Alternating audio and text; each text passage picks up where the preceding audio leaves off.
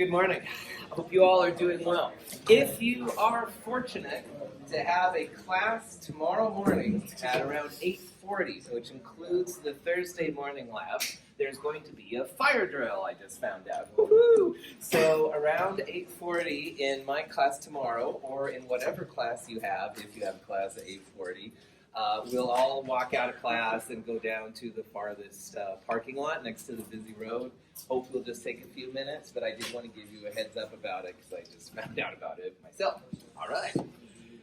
We are talking about how to name compounds, and the importance of the different compounds is really important.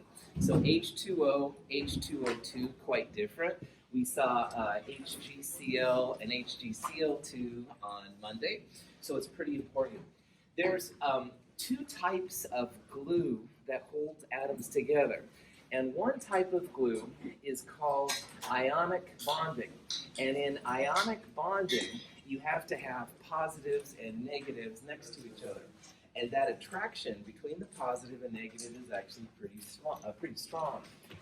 In lab this week, we'll talk about both types of glue, the ionic as well as the covalent. But right now, I want to talk a little bit more about the ionic type. And when you have positives and negatives, there's special terms for the positive ion and the negative ion. And a cation is something that has an overall positive charge.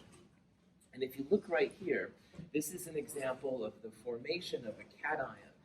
First you have sodium, and sodium on the periodic table is number 11, and that number means 11 protons. But in a neutral atom, you'll have just as many negatives as you'll have positives. So 11 electrons for 11 protons. And sodium, as we're going to see, loves to form a +1 charge ion. And to do that, it's going to lose one of the electrons. So you can see that over here, we still have the 11 protons in the middle, so it's still sodium. Remember, you change that number and you change it to neon or magnesium or whatever. But now we only have 10 electrons. One electron has gone missing. If you're a math person, you could realize that 11 protons with a +1 charge, and initially 11 electrons with a -1 charge, this goes to 0. So in the elemental form of an atom, you always have equal protons and electrons. So this is for neutral sodium. When you make the ion, the cation, you still have those 11 +1 protons, but now you only have 10 electrons. So you can see that mathematically it's like 11 minus 10, if you will, all right? That gives you an overall +1 charge, and that's what the sodium ion is. So a positive ion is nothing more than something that has fewer electrons than protons. Positive ions technically are called cations. Now, electrons are really good friends with the nonmetals. And down here on the bottom, you can see a negative ion form. And chlorine loves to take an electron. And you can see that chlorine, which is number 17, has 17 protons and 17 electrons initially. But it doesn't mind taking this extra electron that sodium's kicked out. So the new version, the ion of chlorine, has 17 protons and 18 electrons. This would be called an anion, a negative ion, while a cation would be a positive ion. And you're always welcome to just call them ions if you want to. Cation and anion might be a little bit strange. However, go ahead. To remember is like cation, pause, cats, positive. Well done. Perfect segue. That's right. This is cheesy, and if you hate cats, you probably want to just shut your eyes on this slide, all right? But yeah, the cat ions are positive. Cats have paws. Yeah. There's lots of jokes about this. I'm glad you brought it up, man. And I love the chemistry meme cat that pops up a lot and stuff. So I don't have a very cool expression for anions, but you can at least remember them. The cats have paws. Cat ions have positives. Well done. All right, enough nerdiness anyway. So remember that an anion, though, does have more electrons than protons, and that's what gives it its negative charge. And then right here we have an example of a cation, more protons than electrons, so it has a positive charge. So every time you have something positive, more protons than electrons. Negative, more electrons. When a magnesium atom loses 2 electrons, it becomes a cation. Some ions lose more than 1 electron, some gain more than 1 electron. Magnesium, we're going to see, loves to lose 2 electrons. It becomes the magnesium plus 2 cation. Fluorine becomes an anion when it gains 1 electron. Fluorine, like chlorine, likes to gain 1 electron, so it becomes a negative 1 anion, all right? And again, we'll see some rules about how to predict like how many electrons they'll lose or gain, stuff like that. I wonder if it has to do with the placement on the periodic table. Yes, that's exactly it. That's right. Yesterday in lab, or today or tomorrow in lab, if you haven't had it, we're going to see some rules and stuff. I'll show you a new version of them here, but yeah, that's exactly it. The periodic table, the powerhouse. You said the elemental forms on the periodic table are all neutral, right? Yes, that's right. The elemental forms of all the elements are neutral. So like pure iron would have 26 protons and 26 electrons. And magnesium, which comes as a strip, that would be 12 protons, 12 electrons. The helium gas would be 2 protons, 2 electrons. Now, so how do you know how many electrons are lost or gained? So first of all, the metals will always be positive, all right? At least in our class anyway. Metals generally like to lose electrons, and the number of electrons, sometimes you can predict how many electrons it is, and sometimes you can't. So there's basically 3 sections of the periodic table here, like Caleb said, that you can always know what the charge is on the metal. And those groups where you always know the charge on the metal, groups 1A, groups 2A, and what I call the stairs. Now, on the periodic table, groups go top to bottom. So 1A, these are the alkali metals. All of these want to be positive 1. And in group 2A, the alkaline earths right next door, these all want to be positive 2. You never see, for example, like sodium being positive 2, and we don't really see magnesium being positive 1.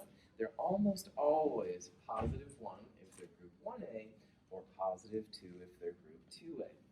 But there's also this weird set of stairs, and there's these 6 elements kind of in the middle that also have fixed charges. And use your imagination here a little bit. It's maybe easier. Let me use this. This is probably easier. Yeah. Silver is like the first step on the stairs. So it's like you go up 1 step. Then cadmium and zinc, that's the second step, so you go up 2 stairs. And finally, aluminum, gallium, and indium, that's the 3rd step. Everything in the first step, which is only silver, positive 1. Zinc and cadmium in the 2nd step, always positive 2. And indium, gallium, and aluminum in the 3rd step, always positive 3. I recommend that if you start with a periodic table, you can actually like color code this in or something like that. So you know which ones are the stairs. You also know which ones then are 1A and 2A. And when you're making compounds, these guys are awesome because we always know what their charge is. For our purposes, zinc is never anything but +2, all right, as in a compound. It'll always be that, et cetera, et cetera. Now, there's a lot of metals that aren't in groups 1A, groups 2A, and the stairs. And those metals I like to refer to as variable charge metals. So if you look on the periodic table, almost all of the B group elements except for the stairs, as well as the lanthanides and actinides, the 2 rows underneath, and there's a couple of metals under the non-metals, so like bismuth and lead and thallium. All of those metals are what I would call variable charge. And honestly, we just can't predict what's going to happen. Somebody asked me yesterday about one, I think it was 10, like what would be the charge? I have no idea. I have a PhD, so yeah, even I don't know what it is, and I certainly don't expect you to know. So what scientists use to talk about the charge is a Roman number. So for example, iron plus 2 and iron plus 3 are very common charges on iron. And we use a Roman numeral to talk about the charge on the iron. So the iron plus 2 we would refer to as the iron Roman numeral 2 ion. And this one right here would be the iron 3 ion. There's other forms of iron besides positive 2, positive 3, and whatever they are, you would just use a Roman numeral to talk about it. So vanadium has many different charges, tin and lead have different charges, and bismuth, all these kind of things. Pretty crazy. So all of the metals that don't fall in the stairs 1A or 2A, you want to use a Roman numeral, all right? If you're used to, or if you've seen before, like ferrous and ferric, or cupric and cuprous, you will not use that in my class. I'm an inorganic chemist, and I absolutely abhor this crazy nomenclature. It's old school, and I don't want you to use it. I will mark you wrong. So you use the numerals if you have a metal in one of these categories. You'll see it's a lot easier. The ferrous ferric thing, you have to know something about the metal. Relatively minor. Is there any particular reason that it's 3 plus instead of plus 3? Oh, you can go 3 plus or plus 3. Either way is cool. Same thing for the negative ones too. Go. So, knowing that, what do you think the probable charge is on barium? All right. So barium, what you need to do is figure out, first of all, if it's a metal, and that answer is yes. And just to review that part, remember that the metalloid line separates the metals on the left from the non-metals. So barium, right here, number 56, is definitely to the left of the line, so it's going to be a metal. So the next thing then, if you want to know the probable charge, we have to figure out if it's a fixed group metal or a variable charge metal. Is barium, is that going to be fixed or variable? Fixed, well done, that's right. Groups 1A, groups 2A, and the stairs, we can predict what they are. Group 2A is where barium is, all right? And it's that Roman numeral 2 that you're after for this problem. You want to call it barium plus 2. Barium is almost always plus 2 in compounds. It's very rare anything else besides that. Oops, bad formatting, sorry. Questions on? That's right. Well, in metals, all right? In metals, fixed charges are always positive. We're going to see some non-metals here pretty soon, Joseph, that are negative. But the metals, you bet, always positive. Yeah. So what makes the group bigger B ones like bigger B ones like have variable charges? Oh, right on. When we talk about electrons at the end of this class, we can start having that conversation. It has to do with how the electrons are stacked together. Give me a few more lectures and we'll knock that one down. Okay. These stairs are weird, I know, and different chemistry instructors do things differently. But man, these 6 atoms have very, very fixed pieces. So again, in addition to the 1A and 2A, all right, the alkali metals and the alkaline earths, these guys always have fixed charges. And again, you can see it's like a stair step. First step, which has only one element, positive 1, these 2 positive 2, and these 2 positive 3.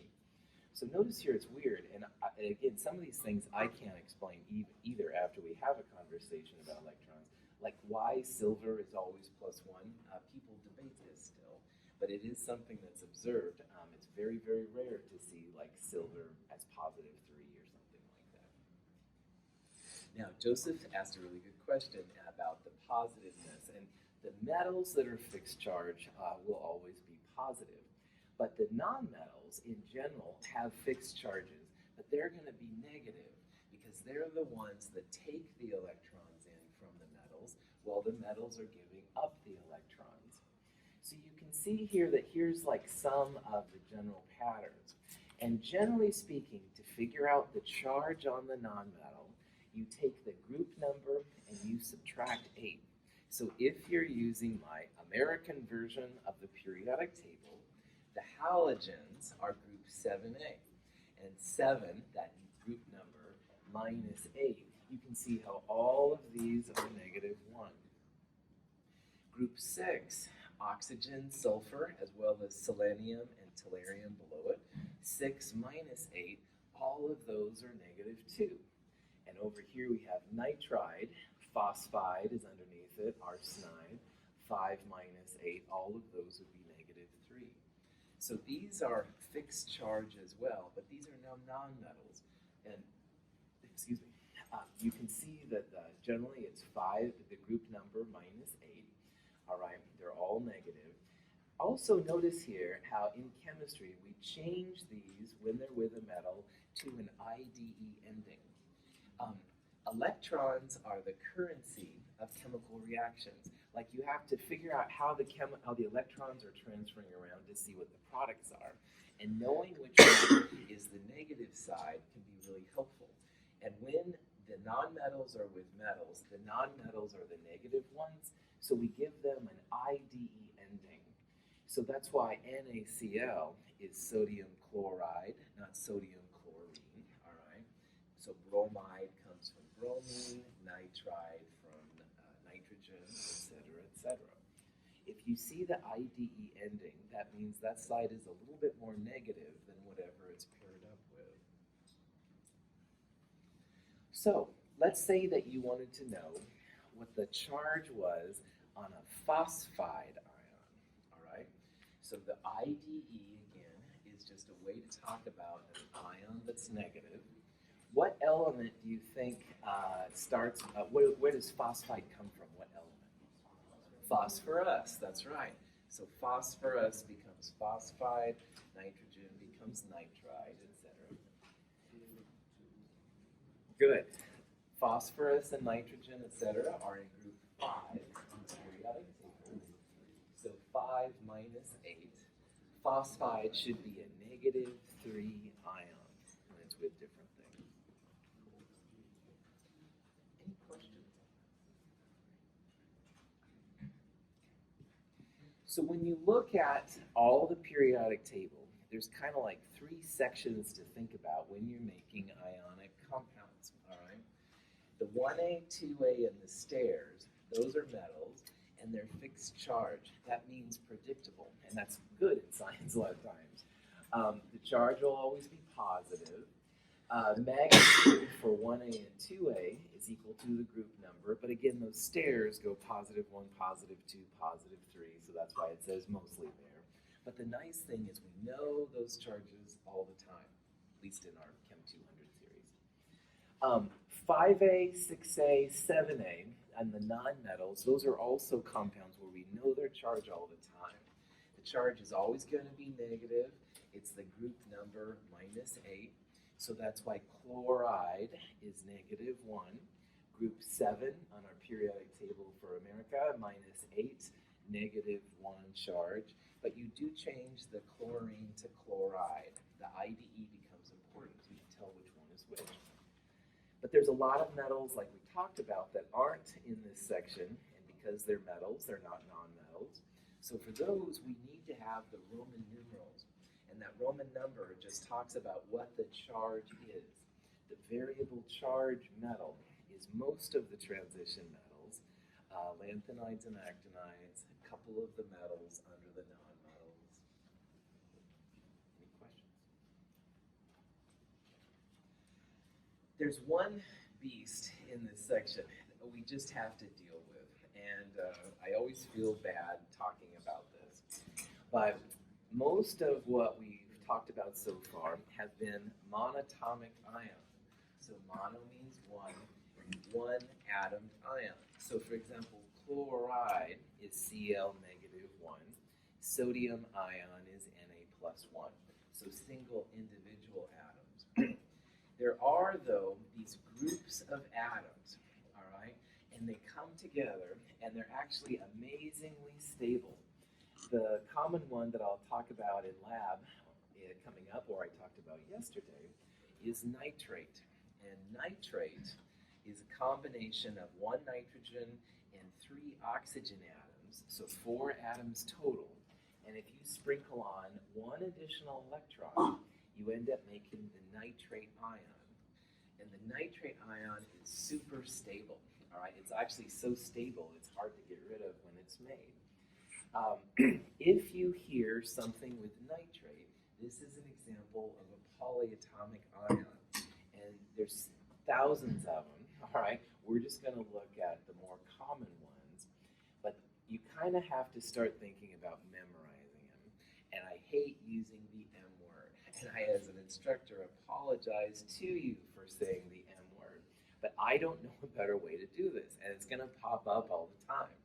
So what I mean by memorize is I recommend that either virtually or in the real world, you get some kind of a flashcard system. And they have apps for this for your phone, and you can use regular flashcards if you want. But like on one side, write nitrate, and on the other side, write NO3 -1. And that way, every time you see nitrate, you'll say, aha, it's NO3 -1. And if you see something like sodium nitrate, and you need to turn it into a formula, you'll know what this is.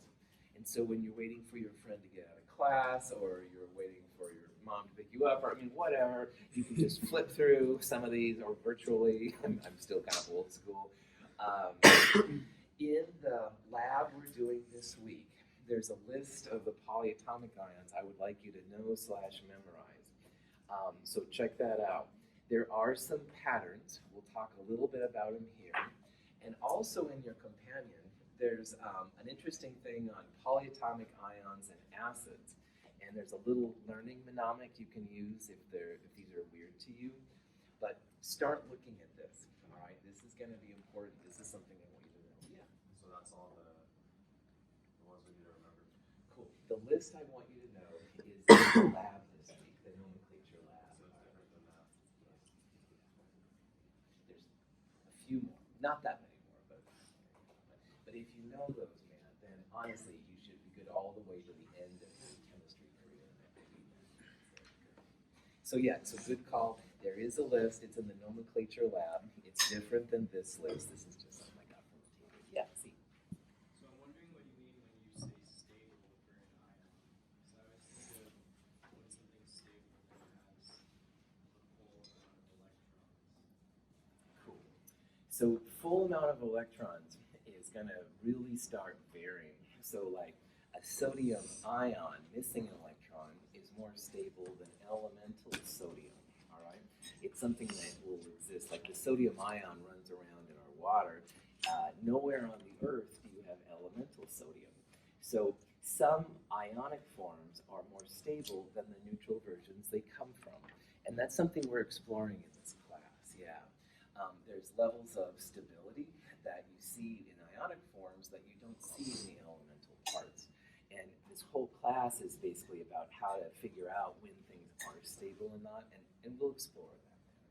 So you've asked a pretty deep question, and all the way through Chem 223, we're going to keep answering that slowly but surely. So just hang on. Good. Yeah, great question.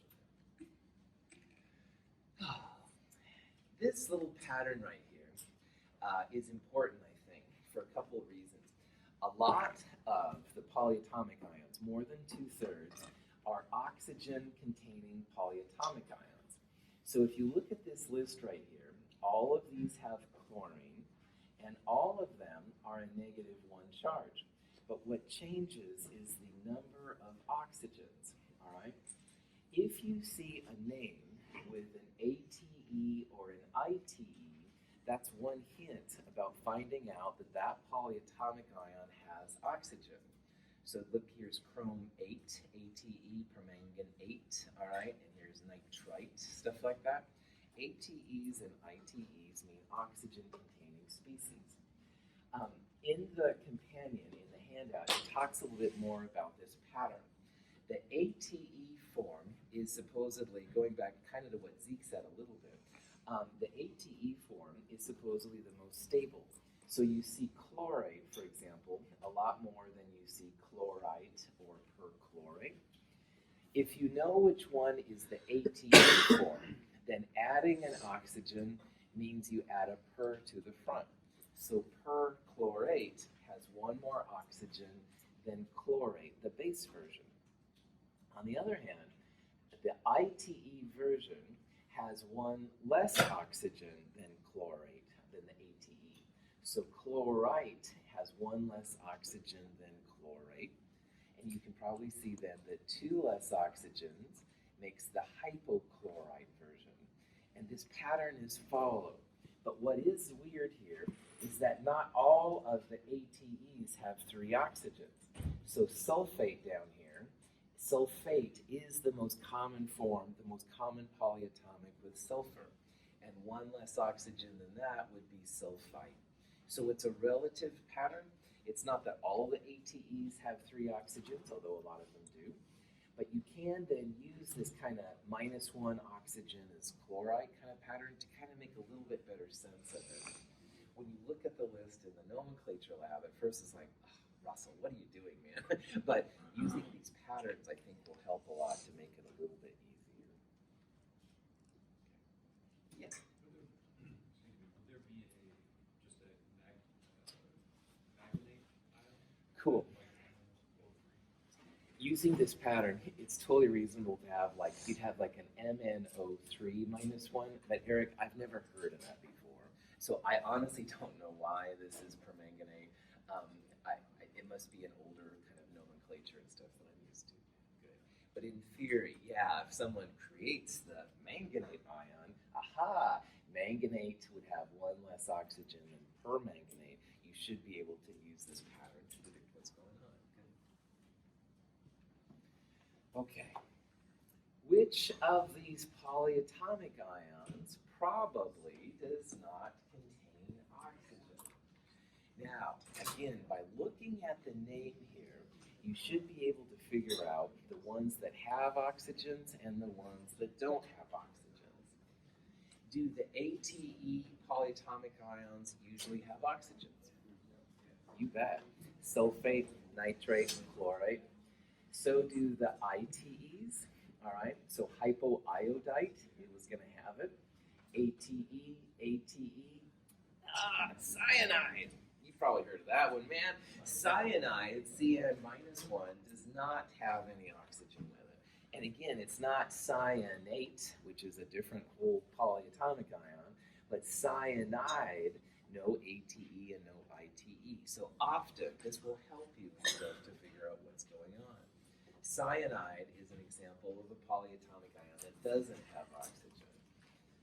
Cool. Any questions? Yeah. Why is so just as a random question, why does cyanide do bad stuff? Cool. That has to do with the reactivity of cyanide, and I'll talk a little bit more about that in Chem 223. For right now, just realize it's really good about getting into our bloodstream. It's small, very negative, and hard to dislodge when it's done. Yeah. I thought when there's a hypo, that means there's no oxygen. So what you need to look at is not the hypo right now, but the ITE. And in the stuff we're looking at right now, ITE means oxygen. Hypoiodite, hypo something I, means one less oxygen than just the something I. So there's an iodite and a hypoiodite. Hypoiodite does have one less oxygen than the iodite, but it doesn't necessarily mean it's devoid of oxygen. It's like a less thing. Good question. All right.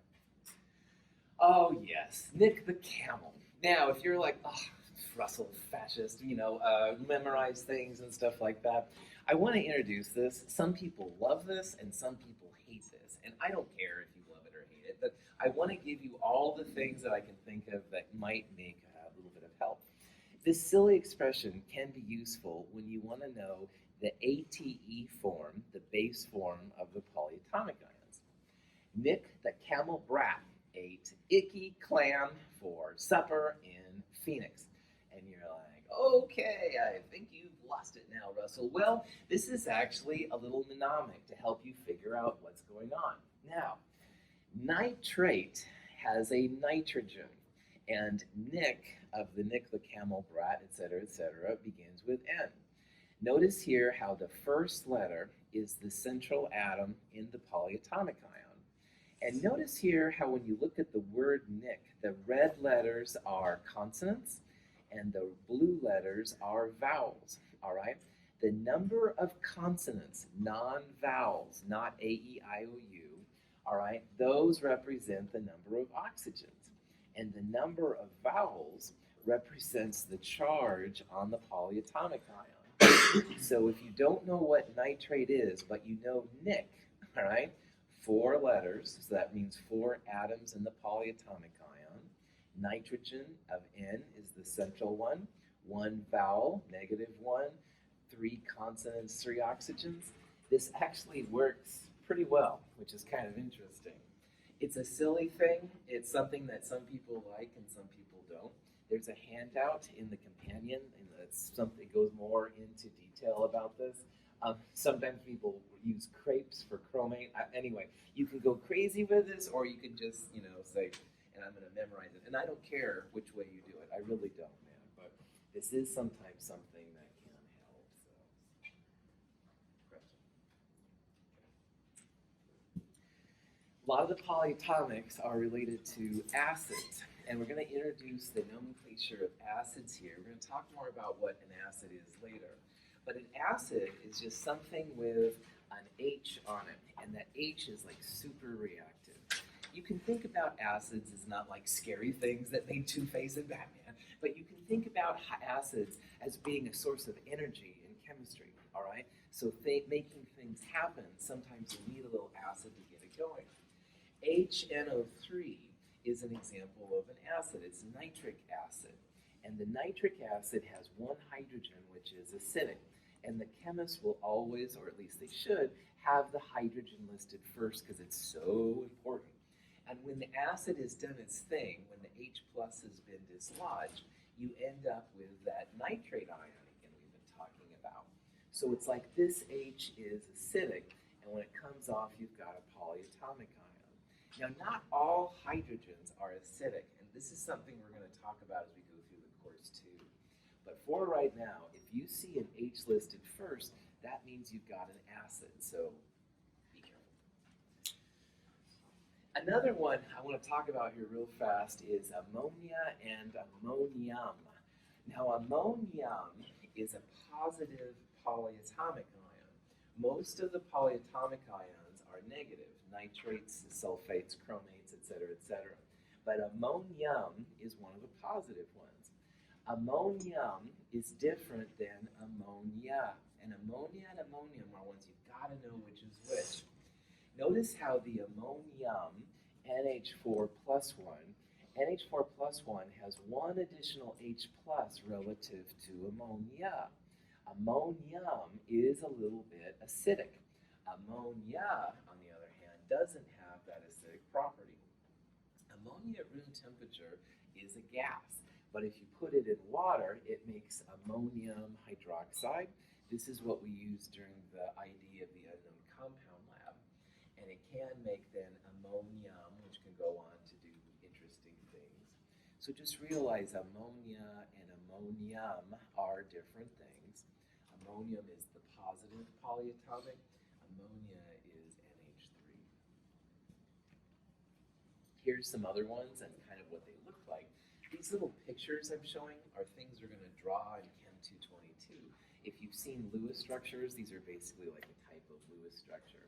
But anyway, phosphates, which sometimes you hear about in water systems, and sulfates, acetates, sulfites. Notice your sulfites and sulfates, all right? 1 less oxygen, you have sulfite, but the charge is the same and the central atom is the same. So again, these patterns and stuff will help you as you go through the polyatomic ions. And again, this just shows kind of this pattern of oxygens. So if ites have less than 8s, if you know what the base system is, then you can figure out what the other one is. Not everything has a per form, like there's no per nitrate. I also don't know of like a hyponitrite, for example. But if you did see that, then you can use this kind of pattern and stuff to figure it out. So spend some time with this. If you haven't seen this before, again, I recommend just like a flashcard kind of system, virtual or real. But again, the Nick the Camel works well for people too, and that's cool. Just make sure that you're ready to rock. If you hear like sodium sulfate, you can figure out then that sulfate is SO4 minus 2. When metallic zinc is mixed with powdered sulfur and ignited, A powerful reaction takes place that produces zinc sulfide, a compound containing only sulfur and zinc. When you make an ionic compound in this section, you have to make sure that the positives and the negatives balance out, all right? You don't want to have like a net positive at the end or a net negative at the end. So making zinc sulfide is a good example. Zinc is a positive 2 ion, one of the stairs. Sulfur in group 6, you would go 6 minus 8, so sulfide would be negative 2. So one zinc and one sulfur comes together, and you don't have any leftover charges. I used this idea yesterday in lab, and it's really kind of silly, but you don't want to leave one of the charges hanging. Can I shake your hand? Yeah, this is like a positive 1, negative 1, connection's made. But if I'm positive 2, oh, I got this positive charge, it's hanging out. Yeah, that's what I have to do. Thank you. Yeah, it's totally dumb, but you don't want to leave the charges hanging, all right? You want to have something else, like make a connection with it and stuff. So that's really a juvenile way to talk about it, but it does work. And the reason I'm doing it is not just to entertain you. In the world, water and oxygen, stuff like that, they will go after your positive and negative charges. But neutral compounds, where every handshake has a counterbalance, there's no positives or negatives, are a little bit more stable. So the goal is to make things stable, and that's what we're kind of after in this section. When sodium and chlorine react, the sodium transfers an electron to the chlorine, forming oppositely charged ions. Although the compound has no net charge, its component ions of opposite charge attract each other to form ionic bonds. In turn, these ions are attracted to others, and an ionic solid called a crystal lattice is created. These positive, negative ionic compounds are super stable because you don't really have just one handshake, a positive and a negative. You actually have in the other direction a positive and a negative, positive and a negative, positive, negative, and even above and below positive, negative, positive, negative. So you have this three-dimensional network of charges interconnected, all right? It's a very strong interaction. And we're going to see that most of the ionic compounds are very hard to break up. They're so stable, all these charges kind of interloping each other. This is ammonium chloride, all right? This is the ionic lattice for how these come together. Ammonium is NH4+, that's the positive, and chloride, the gold ions there, are the negatives. And you can see how, again, it's this three-dimensional lattice. So ionic bonds are much stronger than the other kind of glue we're going to talk about, the covalent bonds. They have an elaborate three-dimensional network, and to break this up, there has to be something kind of special going on. So if you're going to figure out the net number of positives and negatives, you just have to kind of see what you've got. The nonmetals will always be known charges. So if you wanted to figure out what the formula was for calcium fluoride, fluoride, group 7, is going to have a negative 1 charge, like everything in that group. And calcium, a fixed charge metal in group 2A, will always be positive 2. So you can see then how if you had just 1 minus and 1 positive 2, you add them together, you're still going to have a positive 1 charge. So that's why there's 2 minus 1 fluorides there. That makes all of your charges balanced out. Calcium fluoride is always CaF2. Magnesium and nitrate, you can do similar things. Now, nitrate's one of the polyatomic ions. It's always NO3 with a negative 1 charge. So just like in the earlier example, we're going to need 2 nitrates to balance that 1 magnesium out. Notice that if you have more than 1 polyatomic ion, chemists keep that in parentheses. So Mg parentheses NO3 parentheses 2 shows you that you have 2 polyatomic ions with 1 magnesium. We don't do this kind of thing if it's only a single atom. So CaF2, you wouldn't write Ca parentheses F parentheses 2. Chemists really are lazy, I kid you not. But when there's more than 1 polyatomic, definitely put that in parentheses.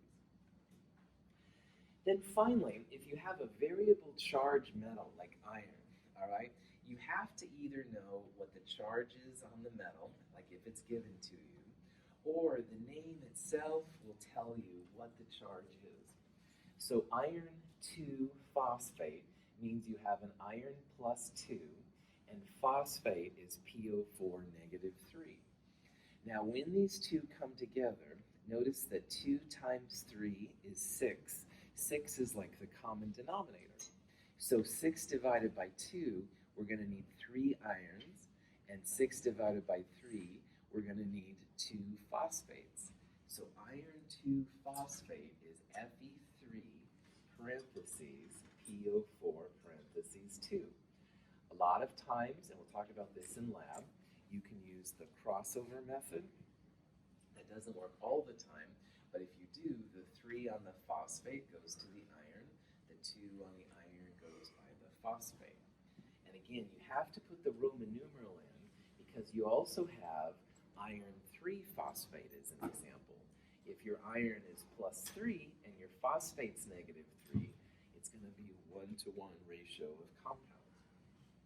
So this is what we're exploring in lab this week. We'll do more of this in lab today or tomorrow, or we went through it yesterday. Any questions? The reaction of sodium and chlorine is a vigorous one. We use sand to protect the flask from excessive heat.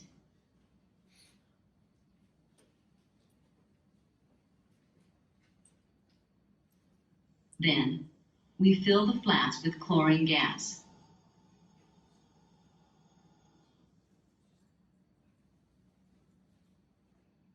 Next, we add sodium, and then a few drops of water to activate the reaction.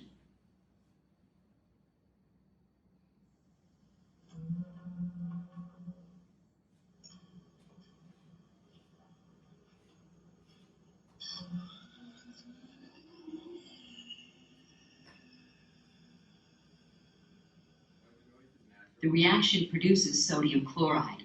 When sodium and chlorine react, the sodium transfers an electron to the chlorine, forming oppositely charged ions. Although the compound has no net charge, its component ions of opposite charge attract each other to form ionic bonds. In turn, these ions are attracted to others, and an ionic solid called a crystal lattice is created. I think as people, we take sodium chloride table salt kind of for granted. You know, you put it on things or it's just around at tables, you know, what we do. But like Joseph just pointed out, man, there's a lot of energy created when sodium chloride is formed.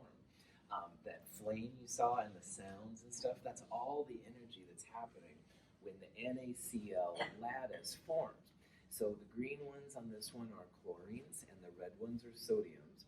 And again, this three-dimensional kind of network builds up. And scientists call the forces that hold ionic compounds together, they call them electrostatic forces. So that's the fancy name for the glue that holds the sodium to the chloride. And it holds the iron plus 2 to the phosphate, etc., etc. A crystal of potassium bromide has a distinctive shape with perpendicular edges. This shape directly reflects the arrangement of the ions in the crystal lattice. The compound is composed of alternating potassium ions and bromide ions. Sometimes these forces are strong enough that even in our macroscopic world of objects, you can see the effect. So this is a KBr, I think it said, very, very structured, very rigid, and you actually see that in the crystal form. You can see how it's nice and rigid. Now, not every compound is this cool, but this is a cool one, obviously. So anyway, these electrostatic forces were first described by a scientist named Coulomb, and so this is called Coulomb's law. It's a way to tell like how strong the force is. And some bonds are stronger than others. And as a scientist who's interested in making reactions happen, it's cool to know the strengths of the interaction so we can see which ones are most likely to occur or which ones are least likely to occur. In physics, you might do a lot with Coulomb's law. In chemistry, we're just going to kind of interpret this law, but we're not actually going to calculate anything. So in physics, this is what you'll actually see. This is Coulomb's law. The force is the strength between the ions. There's this weird constant, which we don't need to worry about here. But what I want you to look at is this part right here.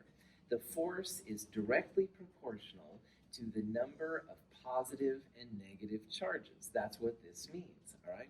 Can I use you again, man? Oh, thanks. Single handshake. Haven't seen you in a long time. Good to see you. Pretty strong, all right? But Caleb says, oh, come on, guys, break it up. You're holding hands too much. I understand. Oh, haven't seen you since last Thursday. Actually, I saw you Monday. Harder for Caleb to break up a double hand. It's going to take more energy, man, because we're really holding on to each other. And if we had a third hand, we could make even a stronger one. Thank you so much. Yeah. All right, you'll be my next model. I need you in a second, too. So my apologies and thank you for all the hand-holding, but I hope this shows. A single handshake, strong. A double handshake. Haven't seen you forever. Even stronger to see. If I had a third hand, and you did too, we could have a triple handshake. That would be even harder to break up. So as the number of positive negatives, the number of handshakes goes up, your force goes up too. It's going to be harder to break. But the bottom part, man, this is the other part. All right, Caleb, you volunteered, man. I appreciate it. Caleb, how's it going, man? Good. This is like a positive negative, all right? Pretty good. But notice my distance. Caleb, oh, I'm getting farther from you, man. Oh, farther. And he's like adjusting, and I am too. But finally, it's like pinkies only, and then bam, broken up. Thank you, Caleb. This is the distance form, all right? Strong when I'm close to Caleb, weaker, weaker, weaker. Finally, it breaks up. So the bottom part, that distance term, as the distance between the positives and negatives goes up, the force goes down, all right? These are the two parts that we're going to use a lot in this class. We're not going to calculate force in newtons and stuff like that. We're just going to use these results. Now, these are some pictures that kind of show what I was doing earlier. Here's my single handshake. Haven't seen you in a long time. Double handshake. I haven't seen you forever. Harder to break up. A positive 2, negative 2, much more difficult to break up than like a single one. Over here, all right, is the way to show the distance, all right? If the two ions are close, it's pretty strong. But as they get farther and farther and farther away from each other, then your force begins to go down. So bigger atoms aren't going to connect as well as the smaller atoms will. Cyanide is a C and an N that are super, super close to each other. Very hard to break that one up, for example. Question? So, as your charges increase, and in this context, charges is like handshakes, okay? As your charges go up, the attractive forces should also increase. They're going to get stronger. But as the distance between the ions increase, i.e., when I got farther and farther and farther from Caleb, I couldn't shake his hand anymore. As the distance goes up, your attractive force will go down. I'm going to start doing this hand-waving stuff. I apologize. I'm not trying to hypnotize you. No, seriously. What that means is, like, as the ion charges increase, your attractive force will increase. These are proportional changes. On the other hand, as the distance between the ions goes up, then the force is going to go down. So they're inversely related to each other. Any questions? Again, in physics, you'll actually use Coulomb's law to figure out the attraction between these. We're just going to talk kind of interpreting like how this stuff goes. I'll do more hand waving, probably more shaking of hands, so sorry for you guys. Here's an example of how Coulomb's law really affects us. Sodium chloride has a +1, -1 charge, a single handshake. Magnesium oxide is a +2, -2 handshake. The distance between NaCl is about the same as the distance between Mg and O, and we'll talk about this at the end of Chem 221. But notice the change in the melting point. NaCl melts 800 degrees, which is very, very high. But with that double handshake, haven't seen you forever, it takes a lot more energy to make MgO melt. You have to add more heat energy to make those bonds break up. That +2, -2 versus +1, -1, pretty powerful. Any questions? Yeah. So is this why compounds with stuff like iridium have a really high Oh, that can also be the mass of it too. The mass is also it, yeah. The metal interactions are different. These are more for ionic interactions, but you can kind of interpret that, but put the mass part in there. Okay. Yeah. All right, have a good day. We'll talk more about covalent bonding on Friday.